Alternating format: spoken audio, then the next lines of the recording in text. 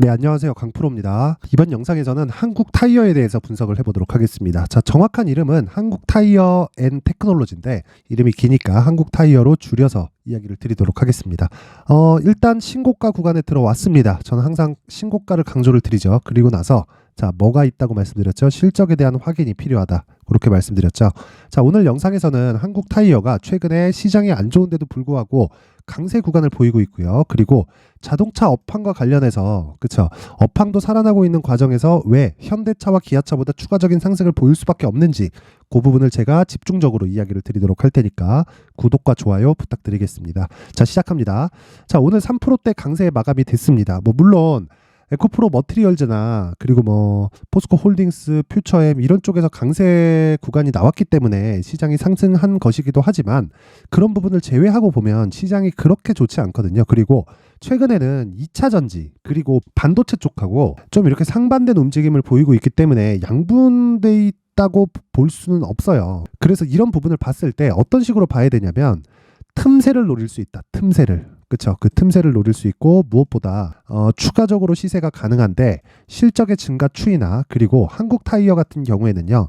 일단 국내에서는 넘볼 수 없는 1등입니다. 그리고 신제품이 나왔습니다. 신제품이 나왔는데 그 신제품이 키너지예요. 키너지. 그리고 기존에 있었던 게 키너지 EX고 그리고 요번에 나온 게 키너지 ST-AS입니다. AS 요것에 대한 그쵸, 요 신제품에 대한 반응이 굉장히 뜨겁습니다. 그리고 키너지 EX가 기존에 사용했었던 타이어 중에서 그 국민 타이어라고 불리울 만큼 많이 팔렸거든요. 그쵸. 근데 요걸 금호에서 그쵸, 비슷하게 만들어서 치고 들어왔는데 요걸 누르기 위한 작업이 출시된 지 얼마 안 됐습니다. 거의 한 3개월도 채 안 됐는데 거의 압도적인 그쵸, 거의 없어서 못 팔 정도의 그 정도의 인기를 끌고 있습니다. 근데 그런 부분 때문에 한국 타이어가 지금 강세를 보이고 있다. 영향이 없을 수는 없겠죠. 근데 앞으로 자동차 업황이 살아나는 이 과정까지 한국 타이어의 주가는 계속해서 강세를 보일 수밖에 없고 이 상승폭을 비례해서 본다면요. 급등주, 그쵸? 코스닥에 있는 급등주보다 적을 수밖에 없죠. 그런데 수익 금액 측면에서는 그쵸? 더 많은 돈을 투자할 수 있기 때문에 인풋 대비해서 아웃풋이 훨씬 더 커질 수 있습니다. 즉 수익률이 아니라 수익 금액을 높일 수 있는 매매 전략이 가능하다. 하지만 기간은 동일합니다. 그 기간은 무조건 2주 안에 내가 수익을 볼 수 있는 가격대를 찾는 게 핵심 사항입니다. 자, 그러면 자동차 업계를 한번 보겠습니다. 현대차죠. 그쵸? 현대차를 보면 정확하게 그쵸? 한국 타이어가 늦게 시세가 나오기 시작을 했고요. 늦게 시세가 나오기 시작했으니까 이 구간에서 그쵸, 가격 부담이 아예 없습니다. 이미 신고가를 만든 구간은 8월 달에 발생을 했는데 8월 달부터 현대차의 시세는 꺾였습니다. 근데 현대차는요, 신차를 팔아야 돈이 되죠. 그쵸? 그리고 중고차를 진출하는데 그 중고차 진출한다고 해서 그게 돈이 어마어마하게 되는 건 아닙니다. 자, 중고차에 대한 소비자들도 개인이고 중고차에 대한 판매하는 사람들도 개인이 거의 대부분이기 때문에 매입하는 과정 자체가 크게 다르지 않아요. 근데 서비스는 더 해줘야 되기 때문에 중고차 사업부 자체가 개인적으로 중고차 시장에서는 더 호재라고 생각을 하는데 현대차 측에서는 뭔가 좀 이렇게 거기서 낸다고 한들 그게 그렇게 큰 좋은 성과는 내지 못한다. 근데 결과적으로 원래부터 현대차는 실적 자체가 신차 위주로 이루어져 있는 게 맞습니다. 그리고 완성차 업체는 기본적으로 그게 맞아요. 그런데 생각해 보세요. 지금 금리가 높죠. 그렇죠? 금리가 높은 상황에서 신차에 대한 출고가 줄어들 수밖에 없죠. 근데 금리가 다 올라왔습니다. 이제 금리는 언제 낮아질 거냐, 요 내용만 남아 있어요. 자, 그렇다 보니까 신차 출고가 늘어나면 한국 타이어에 대한 호재가 되고요. 그렇죠? 그리고 중고차 판매를 더해서 그렇죠?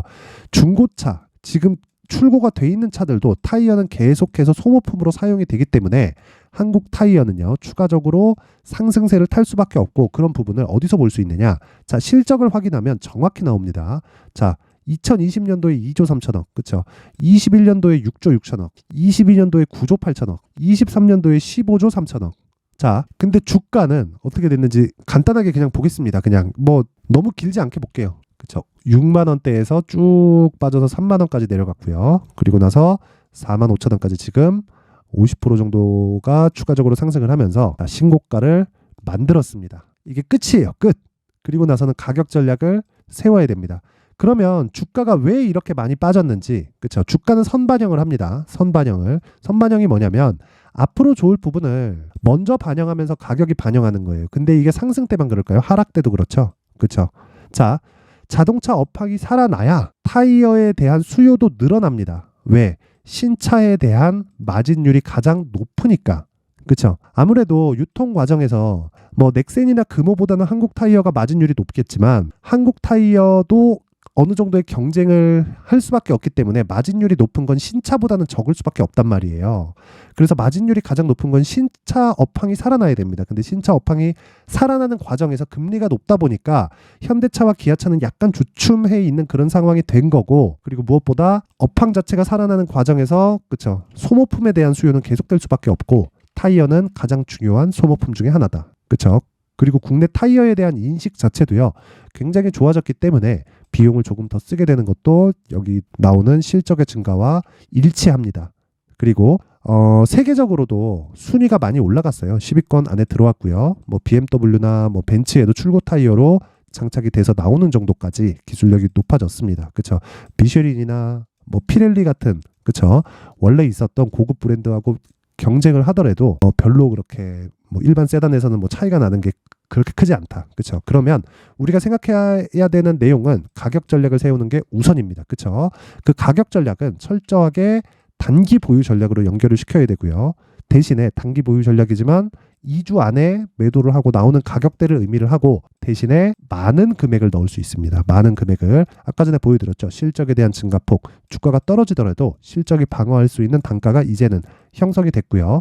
금리도 다 올라왔기 때문에 신차 수요에 대한 증가도 그쵸? 지금이 최악의 상황입니다.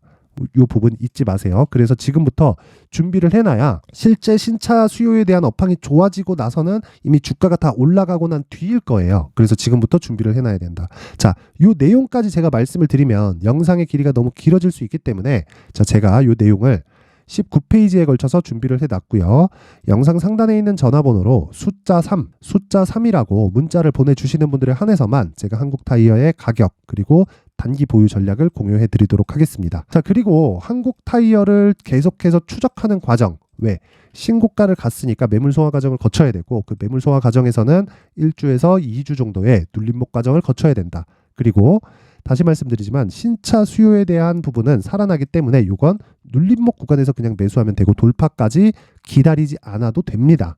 자, 근데 이런 과정에서 그 추적할 때도 효율을 높이는, 그쵸? 제가 아까 전에도 무조건 2주 안에 수익으로 전환시켜야 된다라고 이야기를 드렸죠. 그래서 이렇게 효율을 높일 수 있는 작업을 해야 되는데 그런 부분은 계속해서 여기 강프로의 무료 소통방에서 진행을 하고 있고요. 지금 현재 500분이서 함께 하고 있고요. 그리고 강프로의 무료 소통방에서 진행하고 있는 내용은 단타 그리고 신고가 종목에 집중해서 매매를 하고 있습니다. 자, 뭐 질문이 들어오면 제가 뭐 이런 식으로 답변도 계속해서 드리고 있고 모두 다 강세를 보이는 종목 기준, 왜 신고가를 매매하니까, 그쵸? 근데 그런 과정에서 오늘도 장중에 20% 이상의 수익에 성공을 했습니다. 여기 보면 11월 20일, 그쵸? 집스앤미디어 8시 50분에 매매 진행이 됐고요. 그쵸? 정확히 시간 보이시죠? 8시 50분에 진행이 됐고 칩스앤미디어 같은 경우에 내용 한번 확인해 보겠습니다. 자, 여기 보면 오늘도 25%에 마감됐습니다. 저는 시초가, 그쵸? 장 시작 전에 나가는 종목은 단타로 대응을 합니다. 하루에 모든 걸 다 끝내요. 만약에 하루를 더 보유하는 경우가 있다. 그러면 앞서 말씀드렸었던 내용처럼 이렇게 대형주가 뒤에서 받쳐주거나 아니면 상한가를 가거나 딱 두 가지 조건이 아닌 다음에는 무조건 상한가가 아니었을 때 매도한다. 그렇죠? 그래서 종가 매도했을 때 시가 대비해서의 수익률이 20% 이상이 됩니다. 물론 매일매일 이런 수익이 나오는 것은 아닙니다. 그런데 제가 말씀드리고자 하는 내용은 신고가 구간에서 이런 수익이 발생한다는 거고 신고가 종목을 지속적으로 추적을 했을 때 그렇죠? 장기적으로 이런 수익이 지속 가능해진다. 자, 오늘만 볼 게 아니라 제가 어제까지만 보겠습니다. 어제는 자, 시초가 종목이 없었습니다. 없었고 이틀 전에 한번 보면 자, 주성 엔지니어링과 메디아나 진행이 됐는데 메디아나 보겠습니다. 자, 메디아나 오늘 14% 하락이 됐습니다. 근데 11월 17일 그쵸? 11월 17일 날 나갔고 자, 보세요. 마이너스 1.9%에 출발을 해서 종가가 9.2%에 끝났죠. 상한가 안 갔으니까 매도했죠. 그쵸? 하루에 10% 이상의 수익 달성에 성공을 했다. 근데 그 다음 날 상한가를 가버렸습니다. 그쵸? 그러면 저는 먹을 수 있다 없다? 못 먹는다. 물론 다음날 공략했으면 좋겠지만 지난주 한 수요일 정도부터 목요일 정도까지가 신고가 종목들이 굉장히 강했기 때문에 신고가를 추가적으로 제가 좀 매매를 하기가 조금 부담스러웠습니다. 그래서 추가적으로 따라가기가 조금 어려웠고 새로운 종목을 찾은 겁니다. 그게 아까 전에 말씀드렸었던 여기 칩스앤미디어고 오늘도 20%대 수익에 성공을 했다. 근데 이 두 종목의 핵심 로직은 신고가 매매에 있다는 거고요. 어떤 종목이든 신고가를 거쳐가야 추가적으로 시세의 속도가 빨라지는 구간이 옵니다. 자, 그래서 내가 주식시장에서 가격을 잘 못 잡겠다. 그리고 어느 선에서 잡아야 될지 잘 모르겠다 하시는 분들은 강프로의 무료 소통방으로 입장하시면 되고요. 그리고 입장 방법은 영상 상단에 있는 전화번호로 참여라고 문자를 보내주시는 분들에 한해서만 제가 강프로의 무료 소통방 입장 링크를 공유해 드리도록 할 테니까 시청해 주시는 모든 분들이 상단의 전화번호 확인해서 참여라고 문자를 보내주시면 제가 순차적으로 초대 링크를 공유해 드리도록 하겠습니다. 근데 중요한 건 딱 오늘까지만 받겠습니다. 자, 내용 정리 한번 가겠습니다. 한국 타이어는 추가 상승이 가능하다. 그리고 금액을 많이 넣을 수 있다. 실적의 증가가 크기 때문이기도 하고, 그리고 뭐 시가총액이 커서 뭐 대형주니까 그래서가 아닙니다. 그리고 요즘에 5조 6조 정도 하는 이 시가총액을 가지고 대형주라고 부르기 어렵습니다.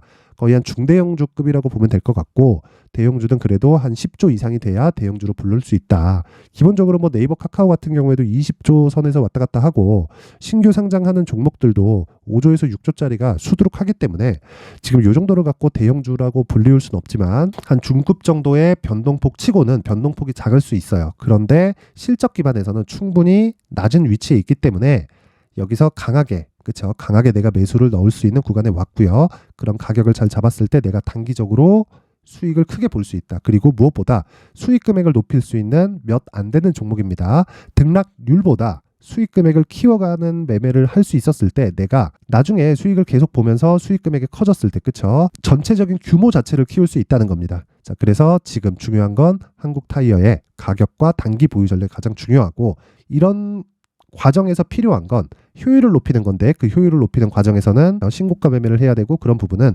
강프로의 무료 소통방에서 계속해서 진행을 하고 있습니다. 자, 상단의 전화번호 확인해서 참여 그리고 숫자 3 문자 보내면 제가 필요한 내용을 전달해 드리도록 하겠습니다. 하지만 오늘까지만 딱 하도록 하겠습니다. 자, 이번 영상은 여기까지 하도록 하겠고요. 무엇보다 항상 시청해 주셔서 감사드리고 모든 분들이 성공 투자하셨으면 좋겠습니다. 자, 이제 23년도 다 끝나가지만 매매를 하시면서 스트레스를 받으시는 분들이 있을 수 있습니다. 시장이 항상 그렇긴 하지만 그래도 제 구독자분들과 시청해주시는 분들을 위해서 앞으로 차기 주도주가 될 수 있는 대시세 종목을 준비를 해왔습니다. 단타나 짧은 수익만을 쫓다 보면요, 잦은 손절로 계좌가 망가지는 건 순식간이고요. 그만큼 수익하고는 거리가 멀어지겠죠. 장기간 유지하기가 어렵기 때문입니다. 결과적으로 주식시장에서 돈을 벌기 위해서는요, 어떤 계기를 만들어야 되는데 그 계기는 한 종목에 비중을 실어서요, 수익을 보는 것 말고는 없습니다. 쓸데없이 잦은 매매를 하지 말라는 이야기고요. 그리고 한 종목에 비중을 실을 수 있어야 된다는 겁니다. 그런데 이 비중을 실는 과정에서 성장 산업군에 대한 이해가 필요하다는 겁니다. 이 부분을 반드시 기억을 하셔야 돼요. 자, 이런 성장 산업에 대한 구조와 제가 앞서 말씀드렸던 신고가 그리고 선반영 구조에 대해서 이해를 했을 때 이런 매매를 할 수 있게 됩니다. 2월 7일 강프로의 대시세 종목으로 에코프로 매수가는 17만원 이에서 진행이 됐고요. 그리고 목표가는 50만원부터 자율 매도 구간으로 잡았죠. 예상 수익 범위가 200% 이상으로 되어 있는데 신고가 이후에 선반영 평균치가 200% 이상이기 때문에 그렇습니다. 자, 그런데 에코프로가 2차전지 양극재 기업이죠. 2차전지 양극재는 친환경이라는 범주 안에 속해 있다고 보시면 됩니다. 근데 제가 항상 이야기를 드리죠. 시세는 항상 연결된다고요. 앞으로 나올 대시세 종목도 이런 친환경이라는 성장 산업군에 포함되어 있어야 됩니다. 자, 이런 성장 산업군에 포함되어 있는 걸 확인한다면 이 내용처럼 세 가지의 공통점을 가지고 있습니다. 1년에 많은 종목이 발생하지 않고요. 그리고 세력들의 장기간 매집 구간이 확인돼야 되고, 그리고 상승하기 시작하면 평균적으로 3개월 정도의 상승 구간을 보이기는 하지만 제가 2개월이라고 작성을 해온 건 한 가지 내용 때문입니다. 한 달은 확인하는 과정이 필요하기 때문입니다. 이게 무슨 얘기냐면 성장 산업에 대한 부분, 그리고 이런 공통점, 여기다가 기술적인 내용을 다 포함을 시키더라도 절대적으로 가격이 우선적으로 반영이 되는 것이기 때문입니다. 에코프로도 마찬가지예요. 장기간 하락하면서 최악의 국면을 거쳐왔고요. 이 구간에서 먼저 하락을 했다는 건 앞서 말씀드렸던 내용처럼 고가에 대한 부분이 아니라 저가, 즉 나쁜 부분을 반영한 이후에 신고가를 발생을 시켰다는 건 앞으로 좋을 부분을 반영이 되고 있다는 거죠. 그런데 본격적인 시세는 신고가 이후라고 말씀을 드렸고 지금은 매물 소화 과정을 보내고 있습니다. 앞서 말씀드린 대로 가격 먼저 분석을 끝냈죠. 그리고 나서는 정부 정책의 방향과 맞는지를 체크를 해야 되는 겁니다. 2023년 대시세 종목인 에코프로도요, 정부 정책의 방향에 맞는 종목이라고 볼 수 있겠죠. 물론 이런 종목들도요, 신고가 이후에 시세를 낸다는 건 반드시 기억하고 있어야 됩니다. 자, 이런 내용을 토대로 23년 상반기 에코프로와 같은 대시세 종목을 준비를 해왔습니다. 자, 하반기 대시세 종목은 영상 상단의 전화번호로 대시세라고 문자를 보내주시는 분들에 한해서만 공유해드리도록 할 테니까 영상 상단의 전화번호 확인해서 하반기 대시세 종목으로 큰 수익 내셨으면 좋겠습니다.